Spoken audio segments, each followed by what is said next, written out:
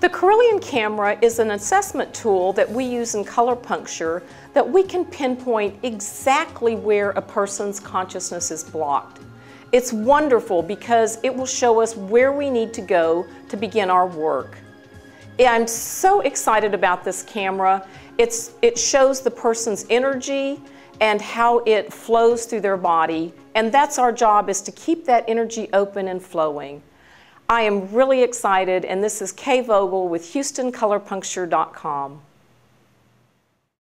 So the typical client that would come to you, they would come in, how long would it take? What would the process be? What should they expect when they come in? Well, I always tell people to count on an hour and a half for a first visit because we have so much information to cover with the camera. You know, there's just a lot to tell them about themselves. But after that, sessions are an hour. And how a session looks is they come in, I'll take a photograph, energy photo of them, discuss it with them, tell them what I see and what's going on. And part of it also relies on you know, the client's feedback. Because in this work, we're really looking at systems. Like if their liver meridian is off, I wouldn't know if they have if they drank too much wine last night or if they've got hepatitis C. What I can tell them is there's a disturbance in their liver meridian. Okay. So they really need to be as clean as possible. Like, don't go out on a drinking binge the night before they come in and get a first treatment, you know? That would be helpful. Okay. Well, I mean, yeah. It's yes. fair. Yeah, and I would tell them that. I mean, I would tell them what was going on, and then they'd fess up or not, you know? Right. I get it. Yeah, so I take a look at their picture, give them some information, and then I will do a treatment on them, and then take another picture because the energy shifts. It always does. And then I can show them, okay, so this energy has moved, and now this is where we need to go next to work. Okay, I get it. So, what's the average that a person comes to see you? You know, they come for an initial consultation, and I'm assuming that most people who come to you have some sort of physical issue. Actually, they don't. Some people come just because they're curious. They've heard about it. Like a checkup. I get that. Yeah. Sort of like a body scan checkup. Well, some come almost like an astrological reading because these photos say so much about a person that they're real curious about it. Well, I'm curious now. I got to come get this done. I mean, everybody wants to know what happened in the womb, don't they? Exactly. Well, I don't know. Maybe we're better off not knowing. But I love the concept of this, and I can see where this would be so beneficial for people, and for a couple of reasons. One, they don't really have to get involved with the physical. Yeah. Or the emotional. That's true. It's just information. Now, do you find that sometimes people do get emotional when you start talking to them about what you're seeing? Actually, when they get emotional sometimes when I'm doing the work on them, because color puncture is designed to bring up old information and release it. Okay. And I always tell everyone that comes in, you know, once you leave, especially after your first session, pay attention to how you're feeling, what you're dreaming. If you have any reactions, I invite them to please call me. And they say, well, you know, what kind of reaction? And the answer is anything that wasn't happening before you came in here. Right, because you don't want to plant seeds with people either. Yeah. Yeah. And so how often a person comes to see me depends on why they came. I've got some people that have been seeing me for 8 years. They're very chronically ill, and they're now on a wellness path, and they want to stay there. I have people that come and see me when they have a cold, and, you know, 2 treatments and they'll leave. I have people that have migraines that have spent years working on them. And depending on which kind of a migraine it is, usually to break the pattern is 3 or 4 visits, and then that's it. They're done. Wow. So it just depends That's on why huge, they come. migraines can be just really debilitating from what I understand. And they can. I had one young girl that, you know, when she'd get a migraine, she was on her way to the emergency room. Mm-hmm.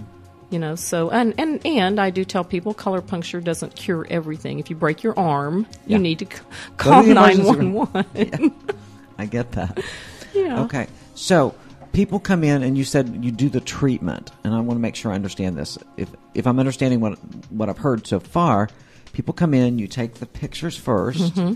and do they fill out any kind of questionnaire? Absolutely. I have some forms that they fill out and acknowledge that I'm not a medical doctor or psychotherapist, and take a little history, but I don't read their history until I've looked at their photo. Okay, good.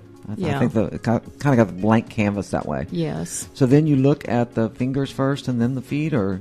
Well, they're actually, the way the machine's set up, everything is on one page. Oh, okay. So you get the whole picture right You there. get the whole picture, yes. And we kind of look at it from what we call a billboard view, because everyone has their own individual energy pattern. It's kind of, I tell people, it's like looking at the ocean. You know, you see the waves, and if you're standing with a camera right in front of one wave and you keep clicking it, as the wave moves, the photo changes. But if you back up far enough, you begin to see the pattern of the wave. Right. Okay. Makes perfect sense. So everyone has their own pattern. So first of all, we assess what kind of pattern they have, because there's 3 different basic ones. And then as, I look into their history of where... I always look backwards to see where the first thing happened. Where is it that we really need to go to begin to unlock this combination? And so we sort of knock on that door, I do a little work, take another picture, and see where it shifted. And it's not just what's moved. What I'm really looking at is what hasn't changed.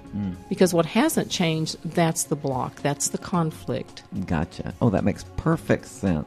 So when you look at this billboard, and I love that terminology, I'm assuming, since you've been doing this for a while, that oftentimes things just jump out at you, that you go directly to whatever's jumping out at you. Does Absolutely. that happen? Yeah. Yes, that does happen. Yeah, I do that with hands. When I look at people's hands, it's like something just grabs me and says, focus here.